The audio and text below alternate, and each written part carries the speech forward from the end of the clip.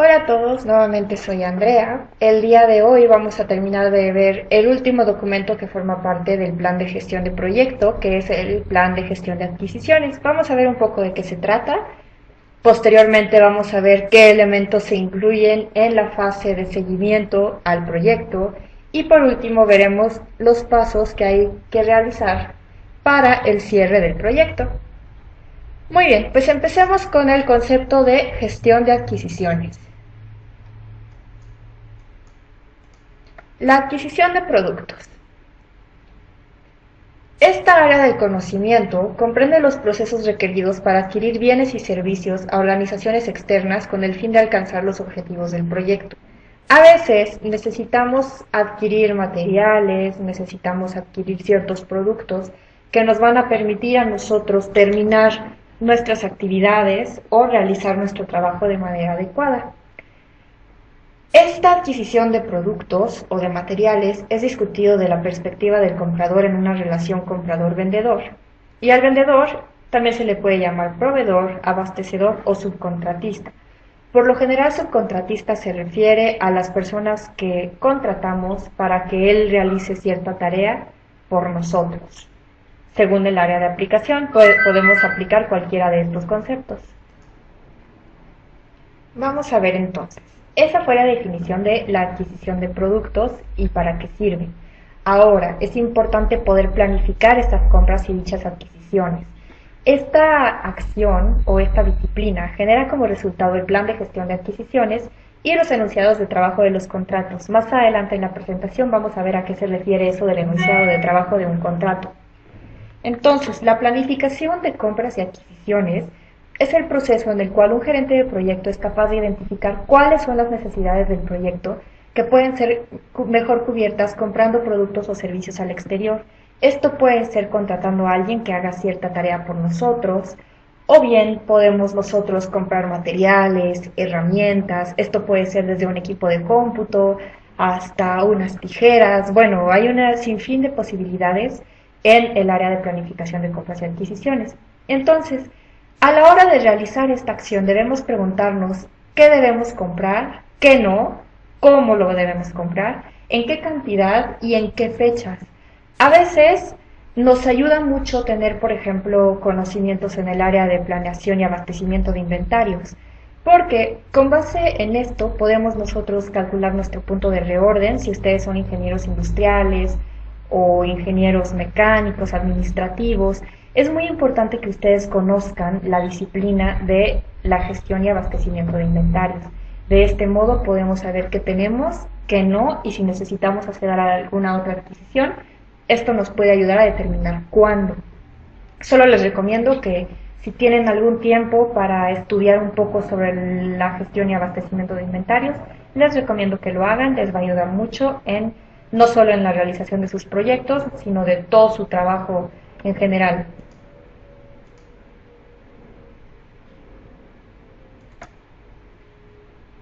Ahora, cuando no tenemos conocimiento en esta área, podemos recurrir a especialistas en disciplinas de contratación o de compras e involucrarnos tempranamente como parte del proyecto y del equipo. Yo les recomiendo que establezcan buenas relaciones con todos sus proveedores, porque de este modo ustedes pueden, pues, de cierto modo negociar con sus proveedores, reducir los costos, los tiempos de envío. A veces nosotros necesitamos que nos hagan un envío con urgencia y ese pedido lo queremos de un día para otro. Bueno, el hecho de tener una buena relación con sus proveedores les va a ayudar mucho en la realización de sus proyectos. Y no solamente en los proyectos, sino en un trabajo operativo, también es recomendable llevar a cabo este tipo de acciones. Un buen manejo de la cadena de suministro siempre va a requerir buenas relaciones con sus proveedores. Ahora, este proceso de planeación de compras y adquisiciones también debe considerar a los vendedores potenciales. A veces tenemos una lista de vendedores que nos pueden ofrecer el mismo producto y nosotros a la hora de identificarlos podemos ejercer un grado de influencia o control sobre las decisiones contractuales, sobre todo si estamos, como ya les mencioné anteriormente, decidiendo sobre qué proveedor pues elegir, ¿no? Si el proveedor A o el proveedor B. A veces nosotros nos vamos a inclinar más por el costo, a veces nos vamos a inclinar más con otro proveedor por el tipo de producto o servicio técnico que nos pueda ofrecer. Esto ya depende, entonces es importante que ustedes identifiquen a sus vendedores potenciales. Ahora, ¿qué es el plan de gestión de adquisiciones y para qué sirve? Muy bien, pues en primer lugar describe cómo se gestionará los restantes procesos de procura o de compras. Esto puede ser qué procesos, qué procedimientos vamos a seguir, qué gente va a estar informada a la hora de realizar una compra, quién va a ser el responsable de revisar que la compra esté en tiempo y forma, etc. Ahora, también nos ayuda a definir qué contratos vamos a utilizar. Como ya les mencioné anteriormente, el hecho de llevar buenas relaciones con proveedores a veces nos ayuda a que no necesariamente vamos a tener un contrato involucrado. Muchas veces puede ser negociación y palabra de caballeros y no necesariamente necesitamos un contrato cuando la relación es buena. Sin embargo, hay diferentes tipos de contrato, entonces el plan de gestión de adquisiciones nos va a ayudar a definir qué tipo de contrato se va a asociar a qué tipo de proveedor. Muy bien, también tenemos uso de estimaciones independientes como criterios de evaluación. Como les mencioné en el slide anterior, a veces nos vamos a inclinar por un vendedor por su costo, a veces por sus conocimientos técnicos, a veces por la funcionalidad que nos puedan ofrecer sus productos, en fin. Entonces nos ayuda a tener criterios de evaluación para saber sobre qué proveedor inclinarnos. También nos ayuda a definir las acciones que corresponden al departamento de compras y las que corresponden al equipo del proyecto. Por ejemplo, el departamento de compras puede ser el responsable de, en primer lugar, enviar la orden de compra, B, liquidar la compra con el proveedor para que éste nos pueda liberar nuestro pedido, y al equipo del proyecto, ¿qué le correspondería? A lo mejor evaluar que el producto solicitado esté en tiempo y forma, como lo mencioné anteriormente, o a lo mejor corresponde al equipo de proyecto notificar al departamento de compras cuando sea necesario levantar un nuevo pedido y demás. Ahora, la definición de documentos estandarizados nos puede ayudar muchísimo en el proceso de la administración de las adquisiciones y también nos ayuda a definir el manejo de múltiples proveedores. Como ya lo mencioné, un proyecto puede tener diferentes necesidades y de acuerdo a estas necesidades podemos tener diferentes proveedores. A lo mejor un proveedor nos va a rentar los equipos de cómputo, otro proveedor nos va a proporcionar a la gente cuando es un proyecto de subcontratación, o a lo mejor otro proveedor nos va a dar toda la gestión de herramientas. Entonces ahí tenemos varios proveedores que podemos utilizar y cómo los vamos a ir manejando y definiendo a cada uno de ellos. Muy bien, pues el plan de gestión de adquisiciones es el documento ideal para este tipo de cosas. Y aquí les muestro el template del plan de gestión de adquisiciones. Como podrán ver, tenemos el nombre del proyecto, quién lo preparó y en qué fecha, como ya los mencioné anteriormente. El tipo de contrato que se van a utilizar se pueden mencionar en el documento. Si las estimaciones independientes son requeridas, sí o no. Si sí, quién va a preparar esos criterios de evaluación y para cuándo. Las acciones que el equipo del proyecto puede tomar de manera independiente al departamento de compras. Esto es muy importante, ahí es donde se define quién va a hacer qué, cuáles son las responsabilidades del equipo de proyecto que no involucra al departamento de compras. También es una fuente, aquí podemos mencionar una fuente de documentos estandarizados de compras si se necesitan, y cuántos proveedores múltiples se van a estar manejando. Bueno, aquí es una serie de preguntas que nos podemos hacer para definir nuestro plan de adquisiciones. Tenemos también cómo nos vamos a coordinar con el departamento de compras en tiempos de calendarios, de reporte de desempeño, recursos humanos y demás. Este template nos va a ayudar muchísimo a la hora de gestionar nuestras compras. Muy bien, ahora, ¿qué es el enunciado de trabajo del contrato? Como les mencioné anteriormente, tenemos un statement of work en cada contrato y básicamente describe el ítem que se va a subcontratar o comprar o rentar en un grado de detalle que permita a nuestros vendedores prospectos determinar si tienen la capacidad de proveernos. Entonces, tenemos un statement of work para productos o servicios claramente especificados y un statement of objectives para los productos presentados como problemas a ser resueltos. Entonces, a la hora de enunciar el trabajo, al igual que en el documento, en el enunciado de alcance, El enunciado de trabajo debe ser también claro, completo y conciso, y debe incluir todos los servicios colaterales como soporte operacional una vez que el proyecto haya sido terminado. ¿Por qué es importante que en el contrato incluyamos el soporte postproyecto? Porque a veces el proyecto puede concluir y si nosotros contratamos a alguien para cierto servicio y ese servicio falla cuando el proyecto ya está convertido en una operación, esto se vuelve un riesgo crítico. Entonces debemos enlistar y asegurarnos de que nuestro proveedor se va a hacer responsable de sus servicios aun cuando su responsabilidad o su participación haya concluido. Es por eso que el enunciado de trabajo nos ayuda a definir cuáles son las responsabilidades de cada uno de nuestros proveedores. Y también nosotros podemos enunciar claramente qué necesitamos para que el proveedor pueda determinar si es capaz de satisfacer nuestros requerimientos o si buscamos a otro proveedor.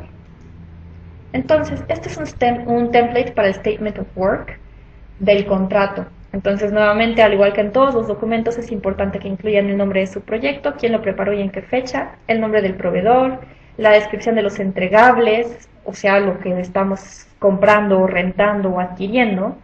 Básicamente debe ser tan detallado como sea posible para poder definir de manera correcta el trabajo, cuál es la fecha o los hitos requeridos, los servicios colaterales o bien el soporte postproyecto y los parámetros de costo. Esto les va a ayudar mucho a la hora de que ustedes definan las responsabilidades de su proveedor en un contrato, sepan específicamente qué se va a hacer, qué se va a entregar y cómo, y que no se les escape ningún punto a la hora de adquirir un producto o servicio. Ahora, la planeación del contrato. Muy bien, pues básicamente se solicitan documentos como propuestas de los vendedores potenciales. Si yo necesito una propuesta con un vendedor, me acerco a ellos y les digo que necesito una propuesta. Entonces, vamos a definir la diferencia entre cotización y propuesta, porque son conceptos muy diferentes. El término oferta o cotización se utiliza cuando la decisión va a ser basada únicamente en su precio. Como lo mencioné anteriormente, a veces el precio es el factor decisivo si nos inclinamos por un proveedor o por el otro. Y cuando solicitamos una propuesta, básicamente es porque las consideraciones como las habilidades técnicas o su enfoque técnico son más importantes que el costo. A veces es necesario y tenemos que hacer a un lado el término económico y basarnos en lo que el proveedor realmente puede hacer y puede cumplir y en qué tiempo y en qué forma. Y a las contrataciones, a las ofertas o propuestas se les otorgan diferentes nombres o sinónimos. Puede ser invitation for bid, request for quotation, request for proposal o invitation for negotiation. Cualquiera de estas abreviaturas se refiere a una propuesta y son muy utilizadas en el ámbito laboral. Así que si ustedes de repente se encuentran con que un cliente suyo, en caso de que ustedes sean proveedores, llega y se les acerca y les dice necesito que me hagas un RFP, ustedes sepan que lo que se les está solicitando es una propuesta. Vamos a ver cómo se haría una propuesta. Bueno, el Request for Proposal los preparamos nosotros. Básicamente en estos documentos nosotros enlistamos todos los ítems o servicios que el proveedor debe cumplir para que nosotros aceptemos su propuesta.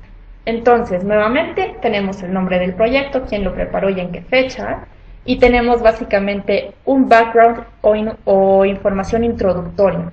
Básicamente en este punto se aterriza cuál es el problema, cómo funciona la empresa en la que estamos laborando, cuáles son sus objetivos, a qué se dedica y básicamente cuál es el planteamiento del problema. En el siguiente punto tenemos el Statement of Work y descripción del proyecto. Bueno, básicamente aquí ya les mencioné en un slide anterior qué es lo que el Statement of Work necesita. Ahí básicamente ponemos lo que queremos específicamente que el proveedor haga por nosotros. Ahí les estamos describiendo exactamente qué necesitamos y con base en ello el proveedor va a poder generar una propuesta de acuerdo a nuestras necesidades. También tenemos los objetivos del proyecto. ¿A qué queremos llegar? Porque a veces nos es un poco más sencillo separar cuál es el planteamiento del problema, qué necesitamos y para qué necesitamos eso. En los objetivos del proyecto enlistamos el para qué necesitamos el trabajo o servicio o producto de nuestro proveedor. También tenemos un calendario de eventos, por ejemplo, y tenemos un RFP enviado a nuestros proveedores potenciales, una conferencia con ellos, las evaluaciones de sus respuestas, la Word of Contract básicamente es si vamos a elegirlos a ellos o no, es una como licitación en el cual nos decidimos por cuál proveedor nos vamos a inclinar. Una Word of Contract es una licitación. Tenemos también Commencement of Project, que es cuándo va a comenzar, cuándo va a terminar el proyecto, cuándo va a ser la revisión final y la aceptación y cierre del cliente.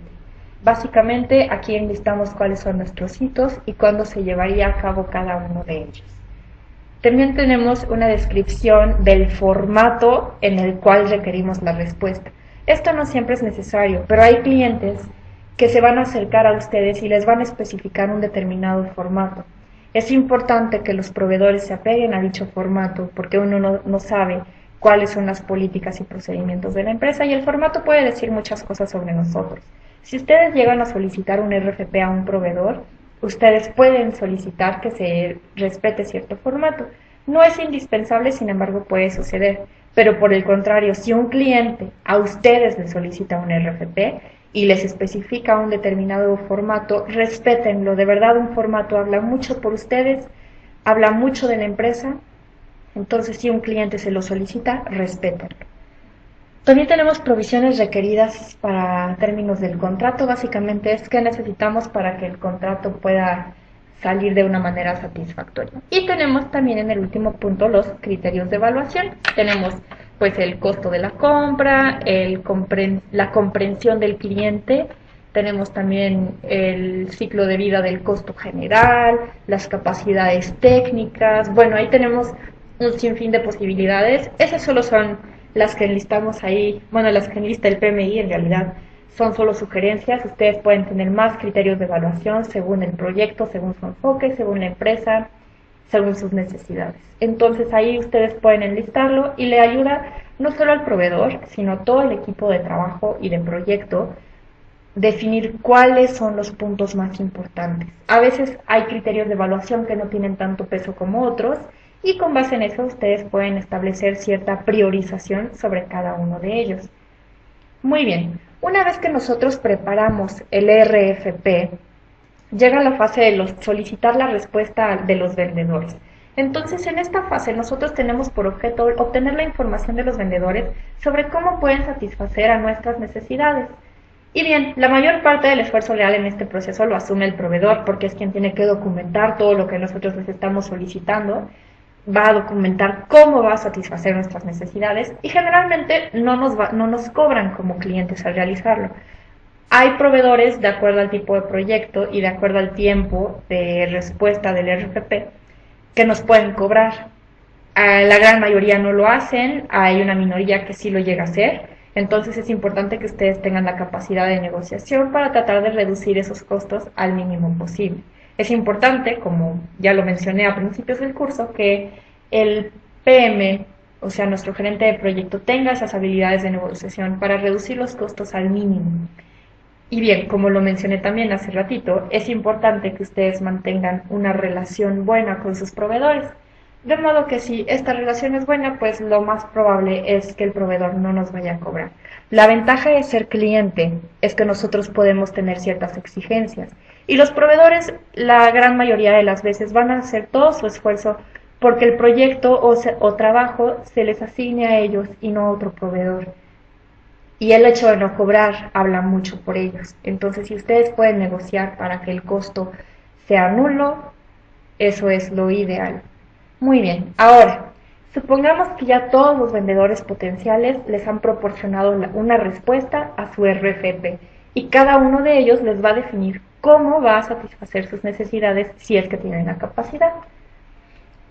Una vez que llegamos a esa etapa, vamos a proceder al paso de seleccionar a los vendedores potenciales. ¿A quién vamos a elegir? Muy bien, pues esta fase o esta etapa del proceso es la recepción de cotizaciones o propuestas y aplicamos criterios de evaluación para elegir al proveedor con base en las respuestas mencionadas anteriormente. A menudo se prepara la selección técnica de la sección comercial y se evalúan por separado, en términos de costo y en términos de tecnicismo. qué puede hacer por nosotros y qué no. Después, además del costo o precio, se puede necesitar la evaluación de muchos factores, como ya lo mencioné anteriormente. Depende del proyecto, hay diferentes necesidades y diferentes criterios de evaluación. Y el menor precio propuesto no será el menor costo si el producto no es entregado a tiempo. Recuérdenlo. Recuerden a la hora de seleccionar a un vendedor cuáles son sus capacidades de tiempos de entrega. Porque una cosa es que el proveedor sea el más barato, pero muchas veces es el más barato porque no tiene los recursos necesarios para cumplir con los tiempos establecidos. Es un riesgo muy grande aceptar al vendedor más barato. Entonces, fíjense muy bien en sus capacidades de tiempo de entrega, aunque el proveedor sea un poco más caro en términos de dinero, es preferible correr menos riesgos. Entonces, cuiden mucho los tiempos de entrega de sus proveedores potenciales a la hora de seleccionar a cualquiera de ellos. Ahora, una técnica para seleccionar a sus vendedores es el sistema de puntajes.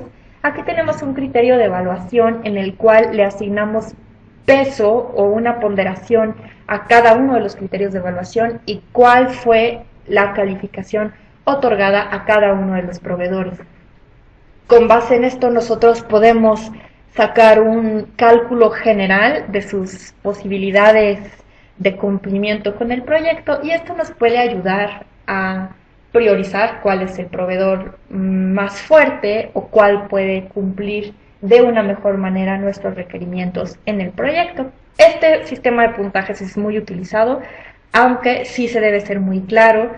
A veces es un poco subjetivo porque muchas veces queda a criterio de nosotros. Sin embargo, es fácil, si un experto lo hace, puede generar grandes resultados y puede ahorrarles muchos costos. Y es muy utilizado en la industria. También tenemos, una vez que ya seleccionamos a nuestro vendedor potencial, la administración del contrato. ¿Qué es esto de la administración del contrato? Es el proceso para asegurar que el rendimiento del vendedor cumpla con los requerimientos contractuales. Y la naturaleza legal de las relaciones contractuales hace imperativo tomar conciencia de las implicaciones legales de las acciones tomadas en la administración del contrato. Muy bien, pues básicamente, ¿qué es esto? Tenemos un contrato. Ahora, ¿cuáles van a ser esas implicaciones legales para que éste pueda ser deliberado y entregado en la manera adecuada? Muy bien. A veces, a la hora de estar operando el proyecto, nos damos cuenta de que el contrato necesita ciertos cambios. A veces vamos a, no vamos a requerir al proveedor por el tiempo seleccionado, sino que queremos ampliar ese tiempo o lo queremos reducir, en fin. Este sistema y este documento de control de cambios nos va a ayudar a administrarlos de una mejor manera. Entonces, básicamente, esto nos ayuda a definir cuál va a ser el proceso para realizar los cambios en los contratos. Tenemos la determinación de aquellos responsables para aprobar o rechazar los cambios propuestos en el contrato.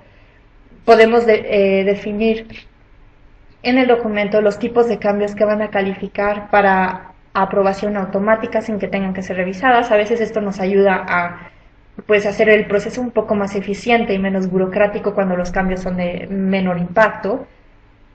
Podemos definir también cuáles son los pasos en los cuales los contratos pueden ser cambiados, incluyendo documentación, sistemas de rastreo, de seguimiento, resolución de disputas y niveles de aprobación requeridos. También tenemos una descripción sobre cómo los cambios en los contratos pueden ser integrados a los proyectos y al sistema de cambios de nuestro proyecto. Recuerden que el proyecto tiene un sistema de cambios, ahorita vamos a ver un poco de qué se trata todo eso, pero es importante que se lleve una correcta gestión de control de cambios al contrato. Recuerden que el contrato es fundamental en cualquier relación con un socio, con un proveedor, a menos que se lleve una muy buena relación con él. Sin embargo, siempre es recomendable que el contrato exista. Y si ustedes tienen un correcto procedimiento para la gestión de cambios al contrato, podemos hacer que esto sea más eficiente y mejor definido. Yo lo recomiendo mucho que se lleve a cabo. Lamentablemente, muchas empresas, por la urgencia en los tiempos, no llevan a cabo este tipo de actividades. Yo los recomiendo mucho, háganlo. porque a la hora de tener estandarizado el proceso de control de cambios en un contrato, podemos involucrar a la gente para que esto sea, como ya lo mencioné, menos burocrático. Ahora, una vez que ya se ha establecido una relación con el proveedor y el contrato ya está en pie y ya ha sido firmado, vamos a asegurarnos que el contrato realmente se esté cumpliendo. ¿Cómo? Pues el PMI ha generado un documento de evaluación al desempeño, en el cual podemos básicamente hacer un reporte sobre el estatus de su desempeño, o sea, del proveedor, relativo con los objetivos del proyecto. Esto puede ser en alcance, qué tanto está cumpliendo con el alcance definido en el contrato de nuestro proveedor, qué tanto está cumpliendo nuestro proveedor en los tiempos acordados en el contrato, qué tanto en los costos, en calidad. Tenemos que añadir también un reporte de progreso sobre qué se ha completado, qué está en proceso, cuáles han sido los cambios clave que han sido realizados. Podemos añadir pronósticos, cualquier tipo de comentarios y las firmas de quien realizó el documento y quien aprobó el contrato, el desempeño de evaluación en cuanto a términos de reporte. Esto les ayuda muchísimo a definir si su proveedor está cumpliendo o no está cumpliendo, porque de este modo ustedes pueden establecer multas a su proveedor. ¿A qué me refiero con estas multas o penalizaciones? Pues bien, como ustedes sabrán, cuando un proyecto no se cumple o no se establece, no se está cumpliendo con lo establecido, nosotros podemos penalizarlos en términos económicos. A lo mejor no les vamos a pagar lo que se había acordado en el contrato porque nuestro proveedor no está cumpliendo con lo prometido. Entonces, es muy importante que ustedes evalúen de manera frecuente el desempeño de su proveedor en términos de contrato. De este modo también pueden asegurar y mitigar todos los riesgos de que su proyecto no salga a tiempo y no salga como habíamos esperado. Recuerden que a veces un proyecto no depende solo de nosotros y de nuestros proveedores, porque ellos son los encargados de suministrarnos el material que podamos requerir. De modo que si su proveedor queda mal y ustedes no tienen las herramientas para sacar su trabajo adelante, es muy posible que su proyecto incurra en retrasos y su cliente los penalice a ustedes. Así que evalúen el desempeño de sus proveedores de manera frecuente, de manera recurrente, en todas las fases de su proyecto. Todas, no lo olviden, es muy importante. Muy bien, pues una vez que hemos estado evaluándolo de manera recurrente, pues eventualmente llegaremos a la fase de cierre del contrato. Esto involucra la verificación del producto como cierre del contrato. ¿Qué quiere decir? Los términos y condiciones podrían prescribir procedimientos específicos para la conclusión del contrato. ¿En qué momento vamos a terminar? A lo mejor ya no requerimos de los servicios del proveedor, a lo mejor ya terminó el tiempo acordado y tenemos que renovarlo, a lo mejor ya no lo queremos renovar dicho contrato, a lo mejor llegamos a la conclusión de que el proveedor no estaba respetando lo que se había dictado en el contrato y queremos terminar esa relación. Puede haber un sinfín de posibilidades por el cual un contrato quiera ser cerrado y básicamente a esto se refiere el cierre del contrato. Ahora, el término adelantado de un contrato es un caso especial de conclusión de contrato. Cuando el término adelantado, pues ustedes ya lo sabrán, si ustedes quieren ir a cancelar su línea telefónica y no se ha cumplido el plazo, pues se incurre a ustedes con una multa.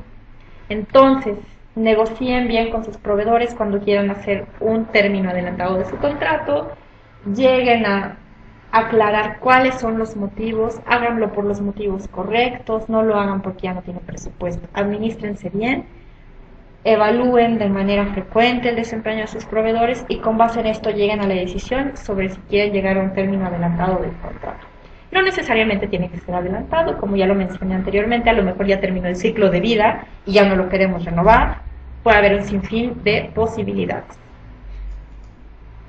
Muy bien, pues eso fue todo en cuanto a la administración o gestión de adquisiciones en un proyecto. Básicamente con eso cerramos la etapa de planeación de nuestro proyecto. Este fue el último documento que formaba parte de nuestro plan de gestión y ahora vamos a ver cuáles son los pasos y las etapas involucradas en la fase de ejecución del proyecto. Esta ya es la tercera fase del proyecto y se llama ejecución. Muy bien, pues vamos a comenzar por la definición de ejecución de proyecto. Durante esta fase se llevan a cabo los trabajos o las actividades generales del proyecto en términos del alcance, de tiempos y de costo. Básicamente la ejecución del proyecto es lo que engloba todas esas actividades para que nuestro proyecto pueda ser realizado como un todo. Entonces, como ya lo mencioné, en esta fase se llevan a cabo las actividades de seguimiento y de control que permitan verificar que se esté cumpliendo el alcance, los tiempos, los costos y calidad del proyecto. Básicamente, cuando la planeación termina, arranca la fase de ejecución, en los cuales nuestros recursos van a realizar todas sus responsabilidades y actividades necesarias para que el proyecto se va a cumplir. Claro, de manera, asumiendo que nuestros recursos van a cumplir con su trabajo en tiempo y forma. Entonces, ¿cuál es el rol de un gerente de proyecto en la fase de ejecución? Es asegurar que todos los recursos estén haciendo lo que deban de hacer, que los recursos de material y de trabajo se estén cumpliendo, al igual que los recursos de costo y de dinero, para que el proyecto pueda salir en tiempo y forma. Ahora, vamos a ver cuál es el reporte de seguimiento de un proyecto. El reporte de seguimiento de un proyecto básicamente incluye su nombre, quién lo preparó y en qué fecha, al igual que todos los templates que les he mencionado con anterioridad. Y básicamente hacemos un énfasis en el estatus del proyecto con respecto a sus objetivos, en cuanto a alcance, a horarios, bueno, calendarios, tiempos, en cuanto a costos y calidad. Podemos añadir también un reporte de progreso, en el cual podamos especificar qué ha sido completado, qué está en proceso y básicamente aquí nos podemos dar cuenta de si hemos incurrido o no en algún retraso de cualquier actividad. Podemos también hacer pronósticos de cuál va a ser el futuro estatus del proyecto y del progreso. En su curso teórico hay una clase sobre cómo se puede hacer esto. Consulten su material para que ustedes puedan llevar a cabo los pronósticos adecuados de su proyecto. También tenemos otros problemas o comentarios. Aquí ustedes pueden enlistar si hay algún problema, a quién tenemos que dirigirnos, de modo que este problema se pueda reducir, se pueda resolver y podamos continuar con la ejecución de nuestro proyecto sin recurrir en algún retraso. También debemos especificar a quién se va a entregar el reporte del proyecto y quiénes lo van a firmar, quiénes van a tener que ser informados. Obviamente la gerencia más alta tiene que estar involucrada en esta documentación y obviamente el cliente tiene que estar involucrado en este tipo de documentación porque él es el stakeholder principal. Él es quien más informado tiene que estar sobre el estatus del proyecto. Entonces es importante que ustedes lo estén monitoreando de manera muy constante. Y lógicamente, conforme se va terminando cada actividad, vamos a tener un reporte de resultados de trabajo. Aquí vamos a enlistar cada uno de nuestros entregables y podemos poner si se completó en la fecha que habíamos establecido o si no se completó y cuál fue el motivo por el cual no se completó, si ese fuera el caso. Podemos también para cada uno de los entregables hacer una inspección sobre los estándares de calidad, si fueron alcanzadas o no, si hay algún problema en términos de calidad, cuáles fueron los costos incurridos, si estuvo dentro del presupuesto o qué estuvo por debajo del presupuesto o por encima del presupuesto. Podemos también añadir comentarios adicionales y cada uno de estos elementos se van a enlistar para cada uno de los entregables que se vayan liberando conforme el proyecto va siendo concluido. Es muy importante que ustedes evalúen cada uno de sus trabajos o entregables para evaluar qué estuvo por debajo, qué estuvo por encima del presupuesto o del tiempo o del costo y puedan realizar un seguimiento adecuado como gerentes. Ahora, la fase de seguimiento y control. Esa es la cuarta fase del proyecto y se hace al mismo tiempo que la ejecución del proyecto. Por eso las pongo aquí, porque esas dos, básicamente mientras nuestro equipo de trabajo ejecuta, como lo mencioné con anterioridad, nosotros como gerentes vamos a evaluar y dar seguimiento al proyecto y controlarlo. ¿Para qué? Pues para asegurar que cumpla con todos los estándares de tiempo, costo, calidad y alcance. Ahora, ¿qué necesitamos para poder dar un correcto seguimiento y control a nuestro proyecto? En primer lugar, necesitamos el plan de gestión del proyecto, porque con base en ello nosotros podemos dar el control adecuado. Sabemos a quién recurrir en caso de algún problema, sabemos cómo vamos a reaccionar en caso de que lleguemos a un riesgo o si necesitamos hacer la compra de un material, ya tengamos todos los elementos necesarios para saber a quién acudir. Y también necesitamos los reportes de desempeño. ¿Por qué?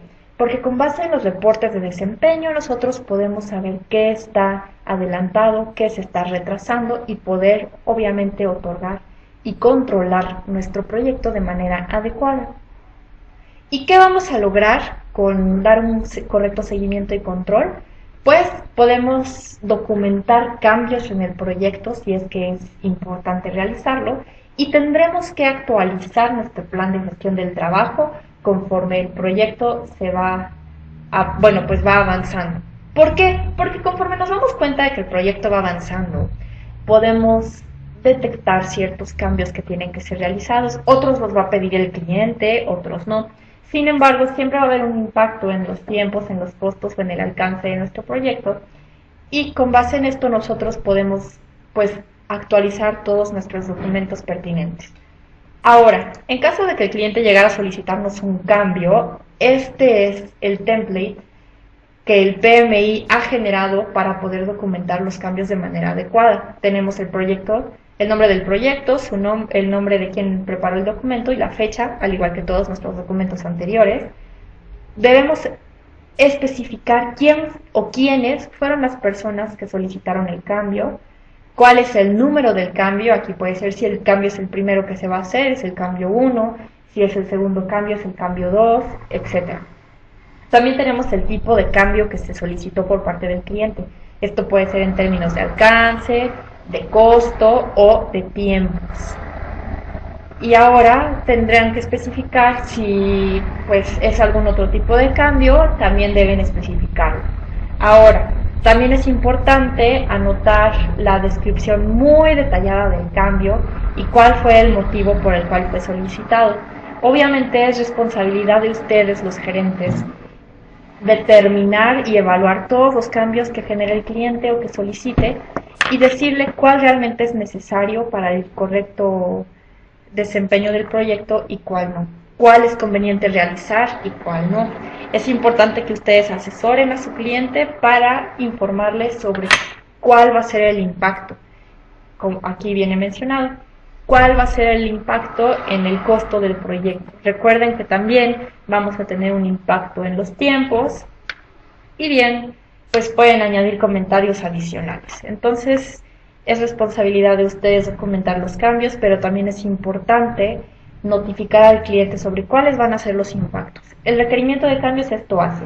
Se documenta el impacto en tiempo, costo, calidad del cambio solicitado y se le regresa al cliente. Si él aprueba dicho documento, entonces el cambio procede.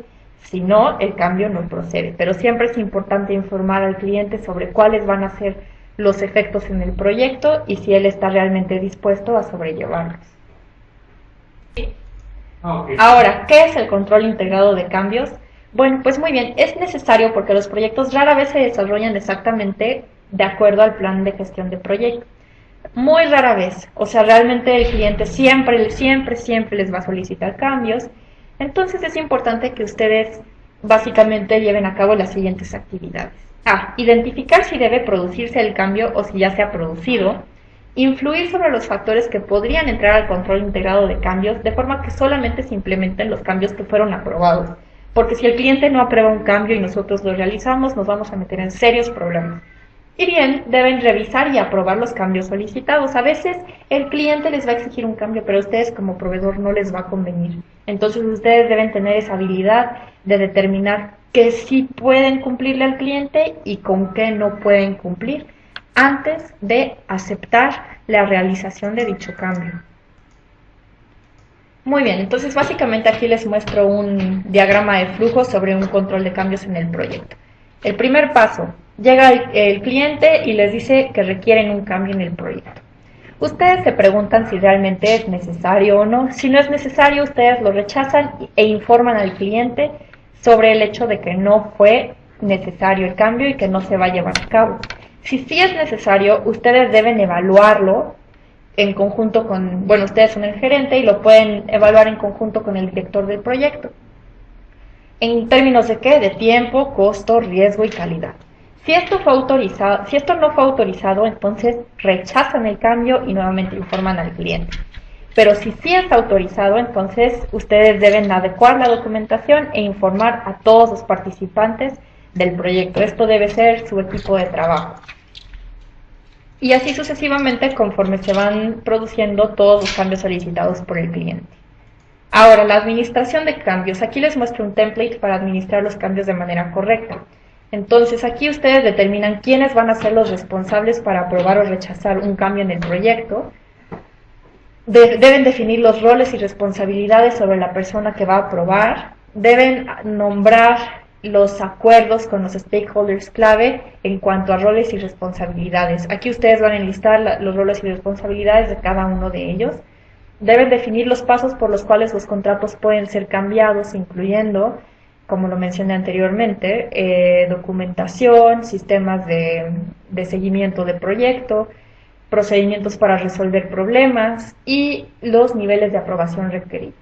También deben especificar cómo los cambios van a integrarse con el proyecto. ¿Por qué? Porque básicamente a la hora de solicitar un cambio, lógicamente el contrato podría cambiar. Entonces tengan mucho cuidado con eso. Y este es el documento, el template que el PMI sugiere para llevar a cabo una correcta administración de cambios. Eso es todo en cuanto a el seguimiento del proyecto y la ejecución. Ahora vamos a ver la última fase de un proyecto, el cierre. Vamos a ver a qué se refiere la fase de cierre en un proyecto. El proceso de cierre describe las actividades, interacciones, roles y responsabilidades de los miembros del equipo y de los demás interesados en la ejecución del procedimiento de cierre del proyecto o de una fase del mismo. Aquí vamos a involucrar únicamente a la gente necesaria, no necesitamos involucrarlos a todos. Cierre del proyecto. ¿Qué necesitamos para llevar a cabo un correcto cierre de un proyecto? En primer lugar, las entradas van a ser el plan de gestión de proyecto y los entregables aceptados. Con base en esto nosotros podemos determinar si el proyecto ha sido concluido o no, si tenemos un producto final que le podamos ofrecer a nuestro cliente de manera satisfactoria. ¿Y a qué nos va a llevar esto? A una transición de resultados, servicios o producto final.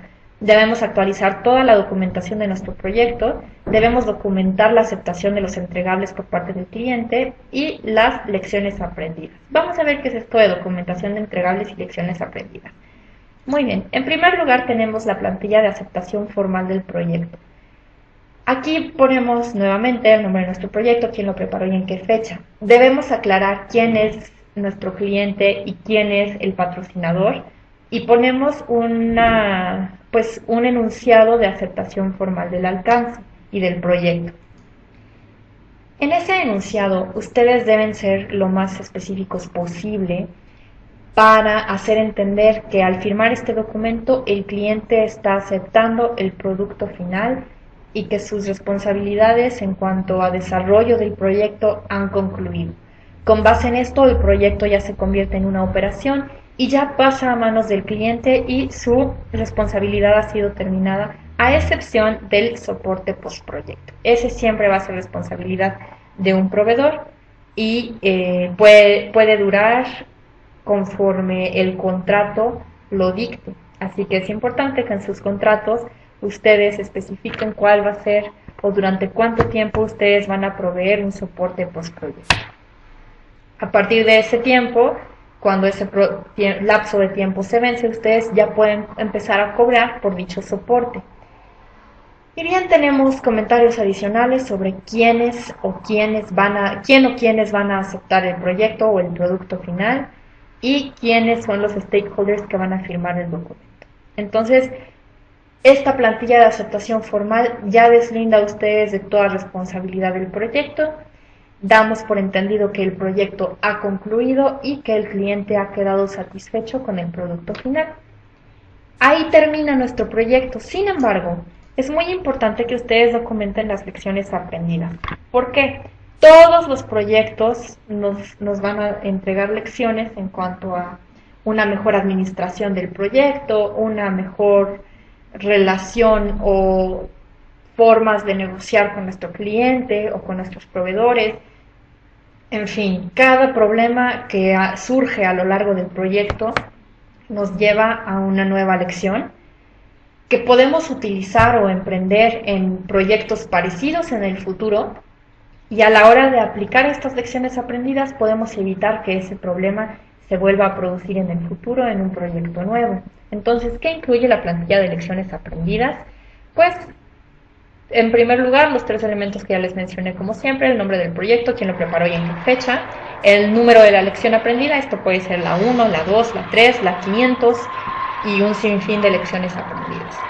También tenemos un nombre propuesto para la lección aprendida. Esto puede ser mejor negociación con el cliente o bien mejor administración del tiempo.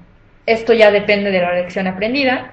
Pueden poner cuál fue el rol del equipo del proyecto, cuál fue el grupo del proceso, si fue durante el inicio, la planeación, la ejecución, el control o el cierre del proyecto, o sea, en qué fase ustedes aprendieron dicha lección, cuál fue el proceso de project management específico que fue utilizado y cuál fue la práctica o técnica que ustedes utilizaron para resolver ese problema, cuál fue la acción que se llevó a cabo y cuál fue el resultado, cuál hubiera sido un resultado preferible si ustedes hubieran hecho una acción A o B en lugar de la que tomaron, cuál fue la lección que ustedes aprendieron y cómo pueden identificar una lección similar en el futuro. Ahora, después deben aclarar cuál es el comportamiento recomendado para el futuro, o sea, en proyectos nuevos, cómo y cuándo este conocimiento puede ser utilizado en el futuro, en el proyecto actual, y cómo y cuándo este conocimiento puede ser utilizado en un proyecto futuro. Recuerden que las lecciones aprendidas no necesariamente van a ser al momento del cierre del proyecto, puede ser en cualquier fase. Entonces, a lo mejor ustedes aprenden algo en el proceso de inicio que puede ser llevado a cabo durante el resto del proyecto o en proyectos nuevos. Ahora, ¿quién debe ser informado acerca de la lección aprendida? Deben ustedes especificar si debe ser a los ejecutivos, a los gerentes del proyecto, al equipo del proyecto, etc. De acuerdo al problema que se suscitó o de acuerdo a la lección aprendida, se va a canalizar a un responsable diferente, que puede o no reaccionar de una manera diferente y evitar que ese problema se vuelva a suscitar. Y bien, ¿cómo puede ser diseminada esa lección aprendida? Si puede ser enviada por correo electrónico, por intranet, en una librería, en una reunión presencial, etcétera. Ya es decisión de ustedes cómo van a informar a sus involucrados, y si tienen referencias o anexos en los cuales ustedes tengan material que puedan incluir, lo pueden incluir, siempre y cuando ustedes enlisten dichos documentos adjuntos. Muy bien, pues esos son los pasos para el cierre del proyecto, y con esto concluimos nuestro proyecto práctico. Entonces, a mí me gustaría que ustedes documentaran los entregables de cada una de las fases que acabamos de ver ahorita para nuestro gimnasio, y con esto damos por terminado nuestro curso. Los felicito a todos por su esfuerzo. Muchos de ustedes entregaron documentos muy bien realizados. Y bien, el proyecto práctico, como lo mencioné, se refiere a todos los entregables en las fases importantes del proyecto. Todas las fases llevan un entregable diferente.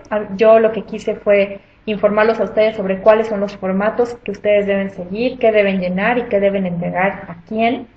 Sin embargo, el curso no termina aquí. Recuerden que tienen toda una sección de material teórico en la página, así que revísenlo para que ustedes puedan documentar y llenar todos estos entregables de una mejor forma y de una forma más administrada. Revisen su contenido teórico, que tiene mucha información de valor que aquí no viene incluida.